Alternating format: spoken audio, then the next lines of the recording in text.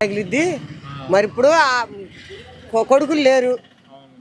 ఇలా దశదాన్ని ఆశతో నీ పోటీ దగ్గర ఒక 500 అప్పు చేస్తాం, వచ్చిద్దా ఇస్తామని ఆశతో ఇస్తాం.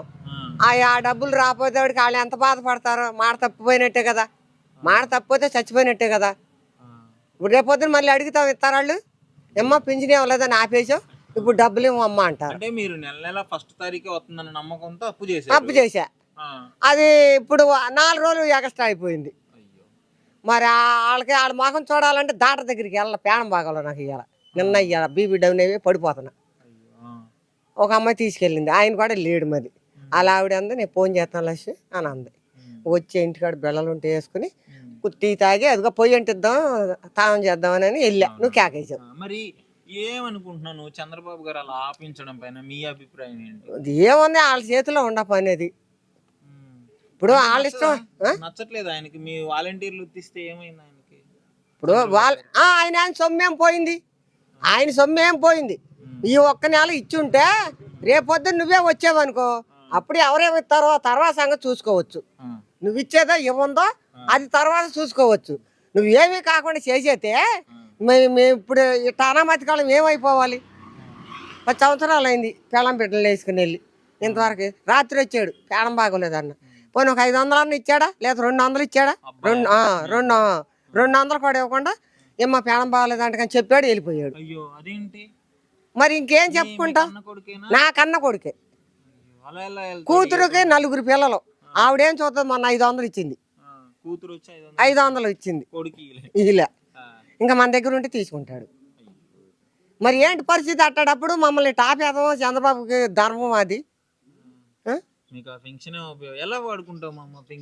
పింఛన్ అయ్యా, నేను బేరానికి కూడా కొంచెం బాగుంటే పనికి వెళ్ళనయ్యా.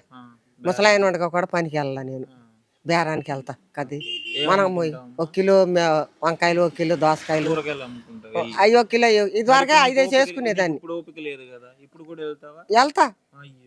మరి 5 చాలదుగా. నన్ను హాస్పిటల్కి కావాలా, మందులకు కావాలా, తింటాకి కావాలా, కొంచెం మంచి చెడ్డ తింటామా, అన్ని అవి వాడుకుంటా, అవి వాడుకుంటా.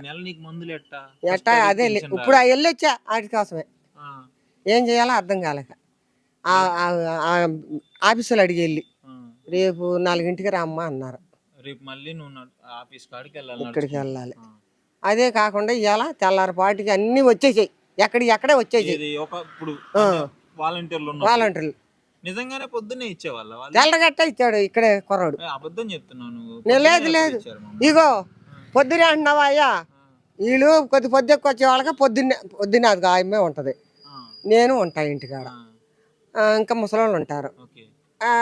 ఒక్క ఇద్దరికి మట్టికి 12 గంటలకు ఇస్తాడు. ఎందుకంటే ఆవిడ 12 గంటలకు వస్తారు వాళ్ళిద్దరు. ఇస్తాడు, మాకు ఇచ్చేస్తాడు. దాంట్లో ఆడదేం తప్పులేదు. నేను ఇవాళ కేకలేసాను, నాకు డబ్బులు రావంటే నాకు చెప్పాలిగా ఇవ్వకుండా నువ్వు అని. వాలంటీర్ అంటే మా అమ్మ నాకే తెలవదు అన్నాడు. ఇంకో మేనల్లుడు అవుతాడు, ఆయన కూర్చుని పెట్టా. మేము ముసలాళ్ళు ఏంటి పరిస్థితి, డబ్బులు ఒక 500 ఇంటి అన్న. నువ్వు అడగాల్సింది వాలంటీర్ని కాదు, మరి చంద్రబాబు గారిని అడగాలి. ఎక్కడికి వెళ్ళి అడుగుతామండి? బుద్ధి ఉందా ఆయనకి? ముసలాళ్ళు ఇంతమంది ఉసిరేసుకున్నాడంటే బుద్ధి ఉందా? రేపు ఓటు వేసుకుంటే గెలుతాడా? ఇవాళ ఒక్కరోజు నువ్వు పింఛన్ ఇచ్చుంటే నీ బతుకులో గెలిచేవాడు ఏమో. చెప్పు నాకు ఆ మాట. నువ్వు ఒక్కరోజు ఈ రోజు నువ్వు అడ్డం పెట్టకుండా ఉంటే గెలిచేవాడు ఏమో. ఇక్కడ బందర్లో ఉన్నాడు ఆయన, ఎవరా ఇక్కడ ఉండేవాడు పేరు నాకు రాదు. ఒకళ్ళు లాగుతాడు నరవిచ్చుకు లాగినట్టు. అది ఇక్కడ ఎక్కడన్నా దొరికాడు అనుకో, ఏమి లేదు, అడ్డమైన కోతలు కోతానన్నమాట. కాదు అదే నానే నాని కాదు, అదేమ్మా పల్లెళ్ళ అబ్బాయి. ఆయన ఇదివరకు తెలుగుదేశంలో ఉన్నాడు కదా. ఓ పీకుతాడు కాంగ్రెస్ వాళ్ళు. ఇసుక తోలుకున్నాడు, తొక్క తోలుకున్నాడు, తోటకూర తోలుకున్నాడని ఓ చెబుతారు. ఏది ఎవడు ఏం చేశాడు? మమ్మల్ని వాడుకుంటే అందరూ. కాకపోతే పింఛన్ ఇస్తున్నారు. ఇప్పుడు మమ్మల్ని పింఛన్ ఇస్తున్నారు, అంతేగా. ఇంక మాకేం చేయట్లేదుగా మీరు. అడ్డుకున్నావు నువ్వు. ఇప్పుడు నువ్వు ఓటు ఎట్ట గెలుద్దామని. ఎందుకో మా వాళ్ళు రావాలి. ఎవడన్నా వచ్చి ఓటేయమంట. ఒకసారి ఒక ఆయన్ని అడిగా, నువ్వేం పీకుతావని వచ్చావని. పెద్ద మనిషినే. ఇప్పుడు నీకు డబ్బులు బాకీ నీకు నేను బాకీ. నా డబ్బుల్లో కూడా వడ్డీ ఇవ్వకుండా అసలు డబ్బుల్లోనే తగ్గించిస్తానన్న. అట్ట కాదు, వడ్డీ వద్దులే, 20 ఏళ్ళు వడ్డీ అయింది నాది. ఆ వడ్డీ వద్దులే, ఈ అసలు డబ్బులు ఇయ్యి అని నన్ను అడిగాడు. ఆ తర్వాత ఓటేమని వచ్చాడు. నువ్వేం పీకుదావని వచ్చావని అడిగా. చాలా మంది కుర్రోళ్ళు ఉన్నారు, ఎవరు ఏం మాట్లాడలేకపోయారు. తర్వాత బయటికి వెళ్ళిన తర్వాత అడిగాడంట. ఈ ఇంట్లో ఆయన ఉంటాడు పెద్ద మనిషి, ఆయన నెంబరే. ఆయన అన్నాడు, ఆమె కడుపు మండి అందే, నువ్వు ఇట్టేటప్పుడు వాళ్ళ ఇంటికి వెళ్ళక్కర్లేదు అని అన్నాడు. భయపడను నేను అడిగే కాడ.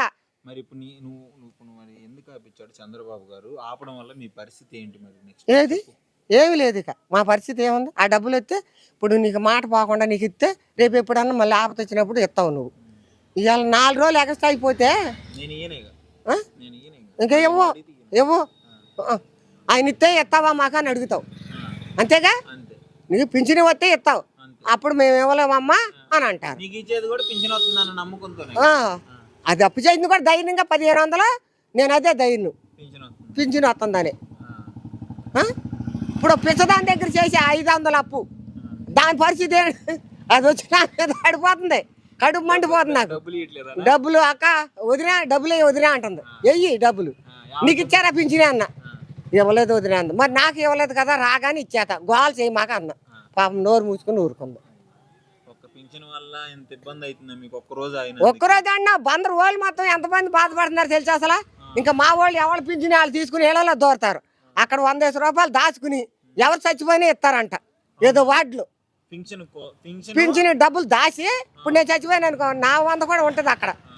అవి 20 ఏళ్ళు 15 ఏళ్ళు వచ్చిన రోజున బట్టి ఖర్చుకుని ఏదైనా చిన్న కార్యక్రమం చేసుకుంటాకి అది బాగుంది.